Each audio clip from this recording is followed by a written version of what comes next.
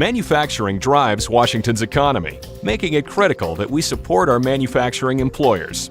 Last year, lawmakers approved a reduction in the business and occupation tax rate for manufacturers that would have provided a needed boost, allowing them to invest in their employees and facilities. But it was vetoed by the governor before taking effect. AWB and manufacturers across the state are calling on lawmakers to restore the B&O tax relief in 2018. I'm Allison Budvarson, Vice President and co-owner of Out of the Box Manufacturing. We are a circuit board manufacturer in Renton, Washington. We manufacture electronic assemblies for a variety of industries, including aerospace, medical, commercial, industrial, LED lighting. My husband and I started this company in 2008. We employ about 45 people. Being a manufacturer in Washington is important to me.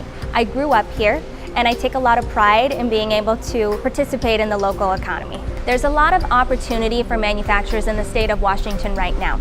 We need to ensure that we balance the burden that we're placing on those businesses so we continue to attract those small and medium-sized businesses that make up the backbone of our workforce here. One way to maintain that opportunity is to support a reduction in B&O taxes for manufacturers in the state of Washington. A reduction in the B&O tax rate for manufacturers would not just get pocketed by owners. We could do things like hire more employees, increase employee-provided benefits, or reinvest in our facilities.